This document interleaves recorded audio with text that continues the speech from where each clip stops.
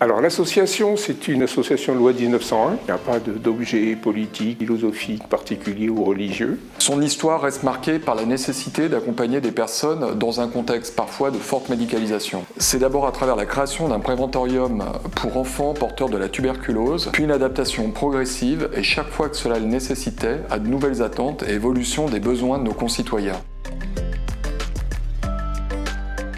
Accueil Savent Handicap est une association reconnue d'utilité publique qui, depuis sa création, offre des services pour répondre aux besoins des personnes en situation de handicap. Aujourd'hui, elle est composée d'un centre d'éducation motrice. Elle gère également un CESAD, un SAVS et 2 SAMSA. À ce jour, nous accompagnons 380 personnes par an pour environ 190 salariés et un budget annuel de près de 10 millions d'euros.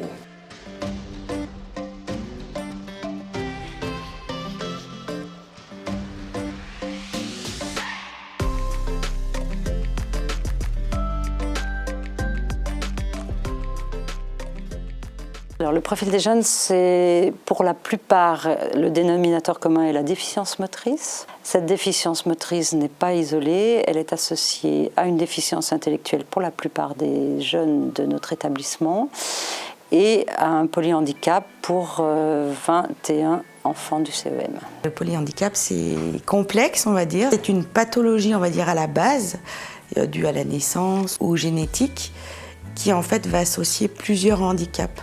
Ça peut être un handicap cognitif, moteur, visuel. Des jeunes comme sur l'unité des Alizés qui ont besoin d'aide pour tout dans le quotidien. La toilette, le repas, l'éducatif, les soins, enfin toute leur vie en fait, ils auront besoin de quelqu'un pour les aider, tout en les stimulant pour qu'ils aient une part quand même dans ce quotidien et dans la vie de tous les jours. On peut dire qu'on a de tout, en pathologie, en soins, en éducatif. Ils ont des ventilations la nuit, qui sont trachéotomisés, qui ont besoin d'aide au quotidien, de soutien.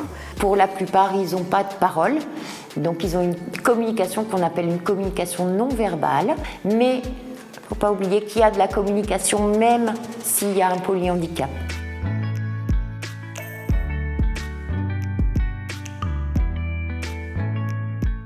L'objectif initial, c'est d'acquérir le maximum d'autonomie dans la vie quotidienne, aussi bien au niveau moteur de la marche ou du déplacement en fauteuil, comme de pouvoir communiquer, de se faire comprendre ici, mais surtout à l'extérieur. Chaque enfant va avoir vraiment son projet, ses prises en charge en fonction des objectifs qui sont définis avec lui, avec ses parents. Lorsqu'on prépare le projet individualisé d'accompagnement d'un enfant, on se réunit, on est plein autour d'une table, on peut paraître trop. Et en fait, l'idée, c'est vraiment de comment chacun, en fonction de ses compétences métiers, en fonction de ce qu'il est, va venir mettre sa pierre à l'édifice du projet de l'enfant. On connaît tous les jeunes en fonction d'un aspect du jeune. Et en même temps, on veille à ne pas le saucissonner, à bien faire en sorte, et c'est notre travail, de bien faire en sorte que la vision soit globale du jeune et bien faire en sorte qu'on puisse, on n'avance pas que dans un sens ou dans l'autre, mais il y a bien les 3 pans, l'éducatif, le socio-éducatif, le médical, paramédical et le pédagogique. L'éducateur pour le quotidien et pour aussi la vie future, les rééducateurs pour tout ce qui est soins, le psychologue pour tout ce qui est aussi soutien psychologique. Bon, chacun apporte un élément du projet et on essaie de les mettre ensemble pour construire l'ensemble de la vie du jeune, quoi. On fait des maths, des devoirs, écrire le A, écrire le H, écrire. Maths. On fait des maths, on fait des poésies, du français.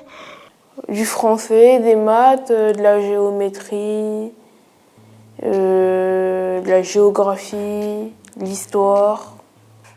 On travaille, hein. La scolarité, elle est adaptée, pardon.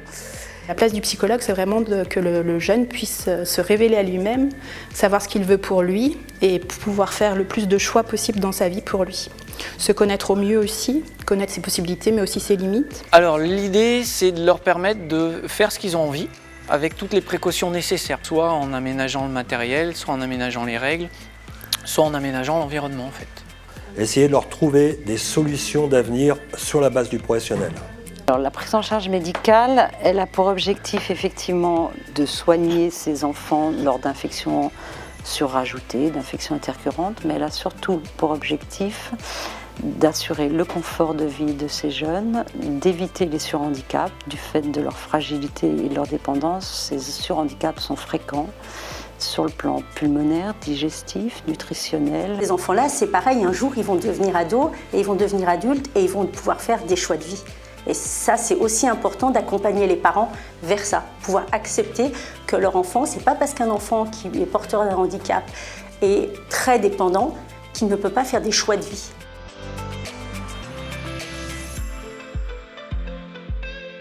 C'est un accompagnement qui est vraiment très complexe et très différent, où il faut mêler le soin, la confiance. Ce qu'on fait, c'est des soins techniques, aussi techniques qu'il peut y avoir à l'hôpital. C'est tout ce qu'il y a autour de l'enfant, qu'il ait confiance en nous, que les gestes ne soient pas douloureux. C'est aller piquer un doudou avant d'aller piquer un enfant.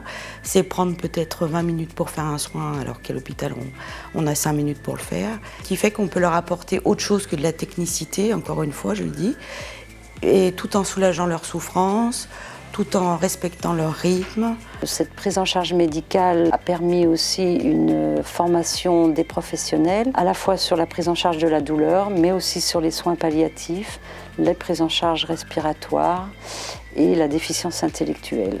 Du confort, de la sécurité, de la prévention, parce que c'est des enfants qui se déforment énormément. C'est un enseignement très individualisé, avec des contenus scolaires de l'éducation nationale. Et puis, on travaille beaucoup en partenariat avec les autres membres de l'équipe, qu'ils soient ergo, kinés, psychologues, médecins, donc pour réaliser le projet global du jeune, c'est-à-dire au niveau éducatif, rééducation, soins, pédagogique. Il faut aussi que tout doucement, je les amène vers l'orientation, donc je leur fais faire un maximum d'expériences, ça peut être pour travailler le geste, l'ergonomie, pour que tout doucement se crée une identité professionnelle.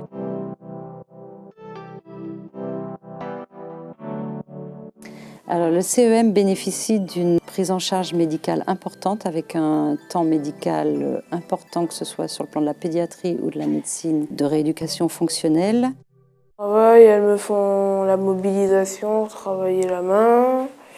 Elles me font écrire de la main droite, me serrer de la main droite. Marcher. La socialisation aussi. On sort pour apprendre un peu à s'orienter et à se débrouiller tout seul. Mais c'est surtout le travail qu'on fait pour apprendre à savoir où on est et à se débrouiller tout seul pour plus tard. Elle permet d'aborder différents problèmes médicaux, la prise en charge des surhandicaps, mais aussi les situations médicales complexes et les fins de vie des enfants qui sont accueillis et dont les parents souhaitent que l'accompagnement se fasse effectivement dans le lieu de vie de l'enfant. Il y a une multitude d'activités qu'on peut pratiquer. Après, on ne les pratique pas toujours de la même façon que tout un chacun. Vraiment leur faire rencontrer beaucoup de situations et les mettre dans un contexte un peu adulte, c'est important. Je fais du conditionnement, emballage dans les packaging, tout ça.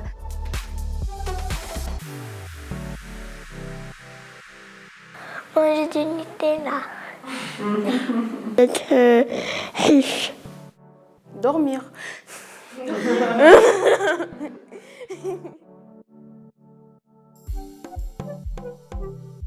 Alors on a une proportion importante d'enfants accueillis qui ne sont pas encore en institution, qui ont entre 3 et 6 ans et dont les familles ont un besoin important de souffler un peu, d'avoir un peu de répit. Et puis ça permet aussi à ces enfants une sorte de préintégration avant de rentrer en institution. On a une deuxième partie assez importante des jeunes qu'on accueille qui sont des jeunes qui sont déjà en institution et pour lesquels les parents ont besoin de soutien sur les périodes de vacances, les périodes de week-end, parce qu'ils travaillent, parce qu'ils n'ont personne d'autre qui peut les relayer dans la prise en charge de leur enfant.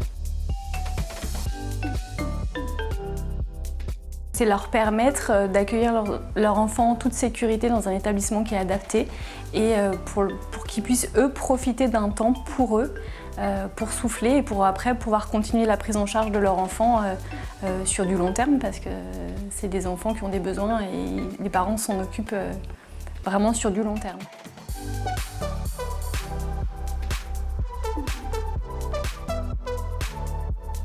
d'adapter les apprentissages aux compétences de l'enfant pour qu'il puisse suivre un cursus scolaire au plus loin de ses possibilités. Les objectifs, ils se sont fixés en fonction, avec la famille et l'enfant, en fonction des besoins de l'enfant, en fait.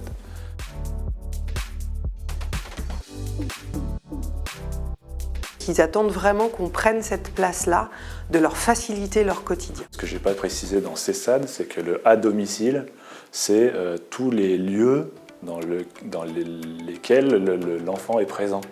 Donc c'est pas que son domicile familial, c'est le domicile école, le domicile loisir, enfin, c'est vraiment l'environnement en fait de l'enfant. On est vraiment sur une version d'une équipe mobile de rééducation. Le fait d'avoir une journée d'amplitude scolaire et de devoir encore le soir partir voir un kiné en libéral ou un orthophoniste en libéral, etc., ne serait-ce que pour l'organisation de la famille en termes de gestion, c'est très très lourd parfois.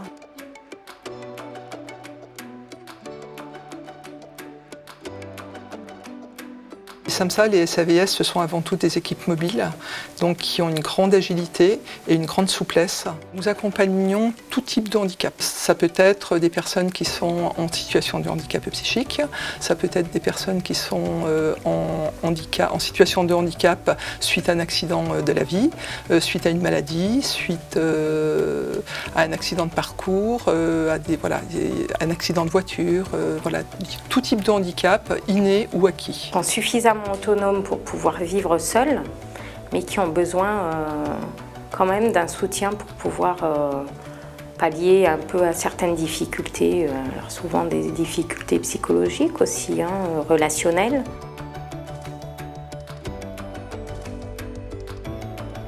Les objectifs aujourd'hui ils sont clairs, c'est de pouvoir permettre à la personne de rester chez elle le plus longtemps possible dans la mesure où c'est son projet, de redonner de l'autonomie à la personne.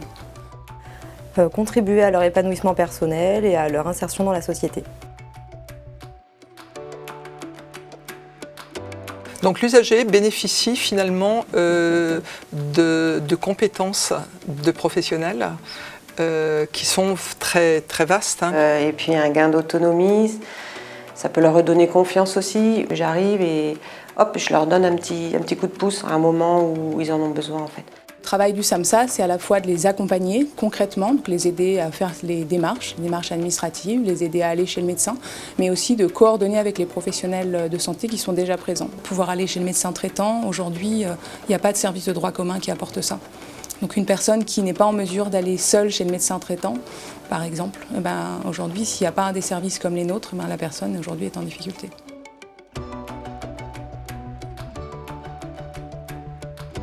Les accompagnements peuvent se dérouler à la fois dans le service, peuvent se dérouler à l'extérieur, à domicile, mais peuvent se dérouler aussi dans la cité.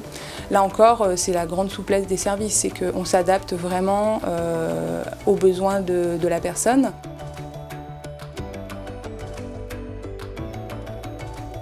C'est un très grand soutien parce que c'est très compliqué, parce que ma mère bosse beaucoup.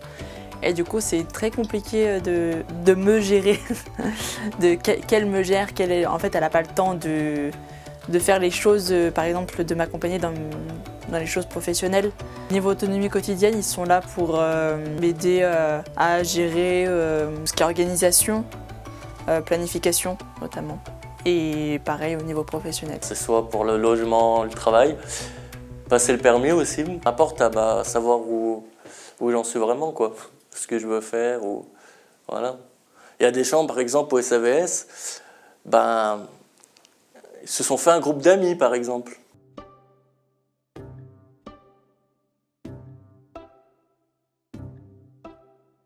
Professionnalisme, humanité et imagination. De l'allant, sans hésitation, en toute sécurité. Dynamisme, expertise et investissement des professionnels. Accompagnement au service des handicaps. Ouverture, l'agilité et puis l'individu. Accompagnement individualisé et bienveillant. Professionnalisme, bienveillance et innovation. Accompagnement spécifique du handicap. L'ardeur, l'innovation et la volonté de bien faire. Qualité, innovation et perspective. Soutien, bienveillance, autonomie. Diversité, proactivité et expertise.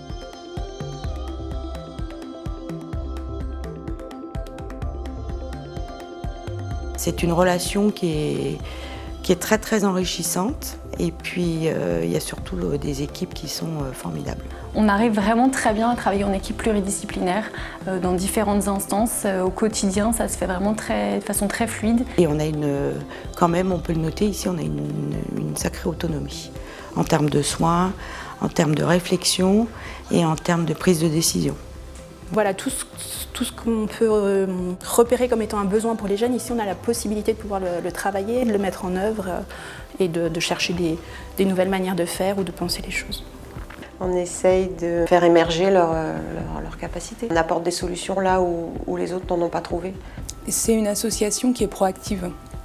C'est une association qui a, je pense, compris ce que je viens de vous dire, c'est qu'elle va là où va l'avenir en fait. Donc on n'attend pas que les choses s'imposent à nous, c'est qu'on va chercher ce